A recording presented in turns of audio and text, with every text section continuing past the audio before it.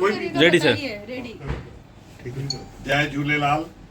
मैं सिंधी अशोक लालवानी सिंधी परिवार से आज जो है मेरे साथ मेरे साथी पंचायतों से, मंदिरों से, ठिकानों से अलग अलग जो है हमारे सिंधी लोगों के सामाजिक स्थान है, वहां से आए हैं।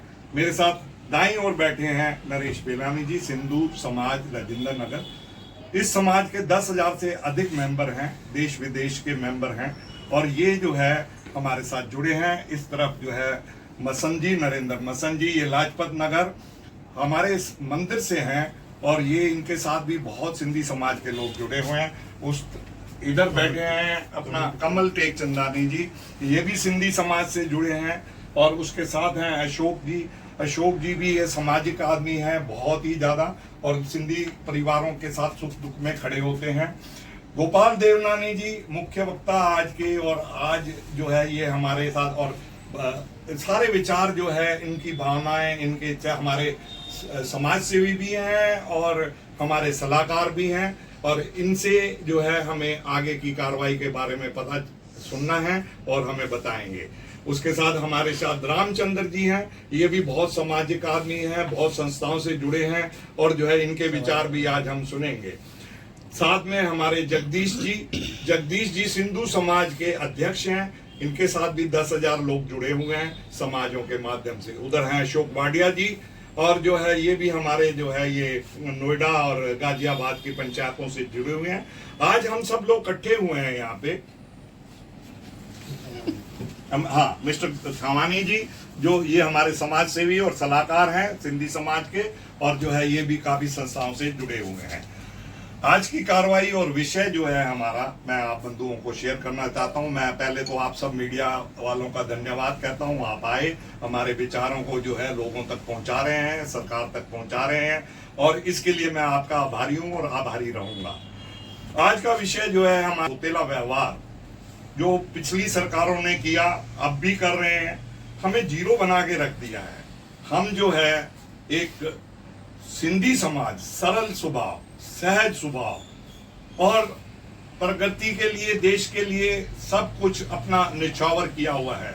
आज सरकार के लिए एक कमाऊ पूत है।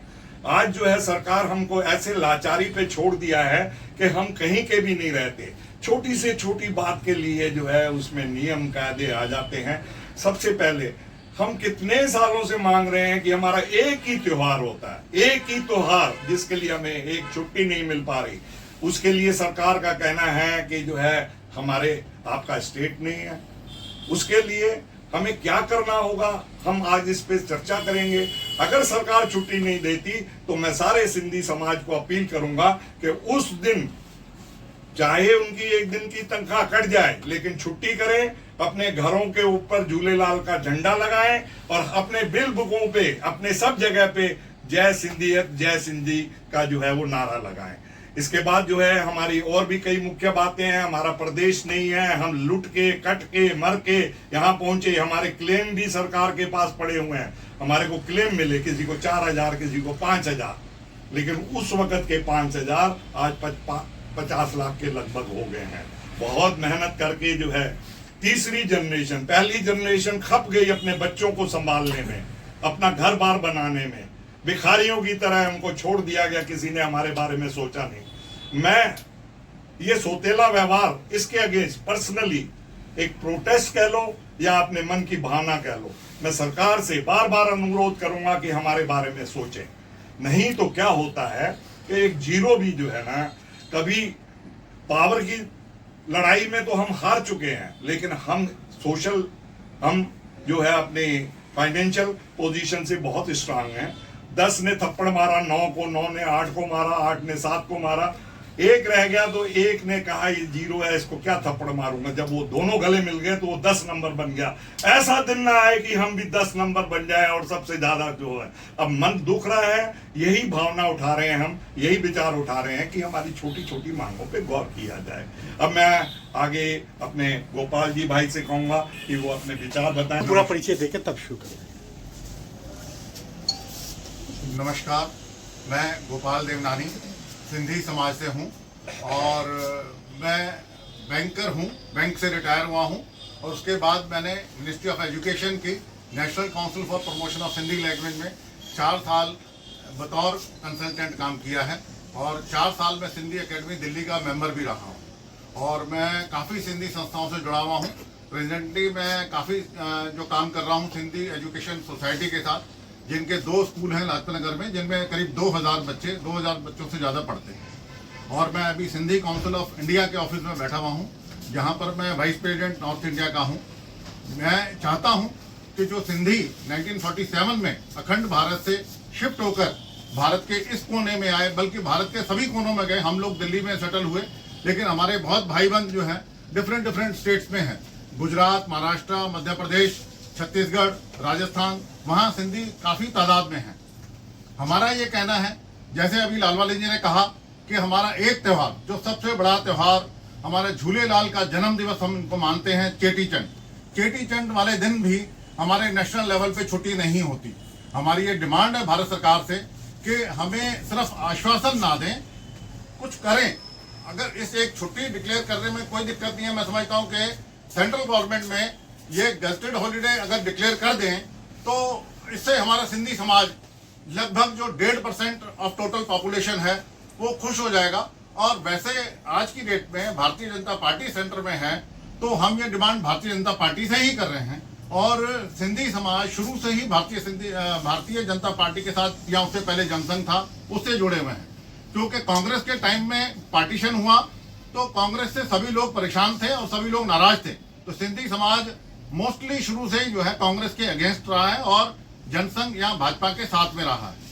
और आज की डेट में हमारी कुछ डिमांड्स हैं, मैं चाहता हूं कि सेंट्रल गवर्नमेंट उसको सुने।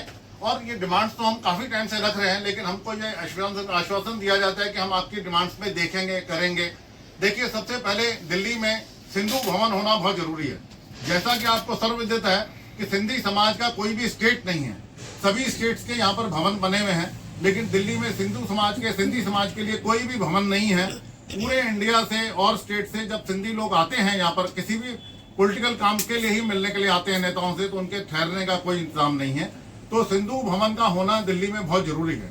और हर बात में ये कहा जाता है कि हिंदुस्तान का नाम सिंधु से आया, सिंधु घाटी की सभ्यता बहुत पुरानी है, उसी से सिंधु बना, हिंदू बना, इंडस बना और इंडिया का नाम भी पड़ा। तो सिंधु घाटी की सभ्यता को जब तक हम पब्लिक को नहीं बताएंगे, नॉट ओनली सिंधी, पूरे भारत को पता चलना चाहिए कि सभ्यता क्या थी। इतने डेवलप्ड थे सिंधी समाज के लोग, इतना वहां पर काम हुआ था, जितनी भी खुदाई हुई है आज से 5000 साल पहले, जितना भी वहां पर रहा है। सिंधी काउंसिल ऑफ इंडिया का नॉर्थ इंडिया का पीआरओ हूँ और जो है आज की इस सभा में एक सेकंड चलिए, राष्ट्रीय संरक्षक हूँ राष्ट्रीय सिंधु मंच का, रायपुर की जो संस्था है, और प्रगतिशील सिंधी समाज दिल्ली एंड विश्व सिंधु सेवा संगम का मैं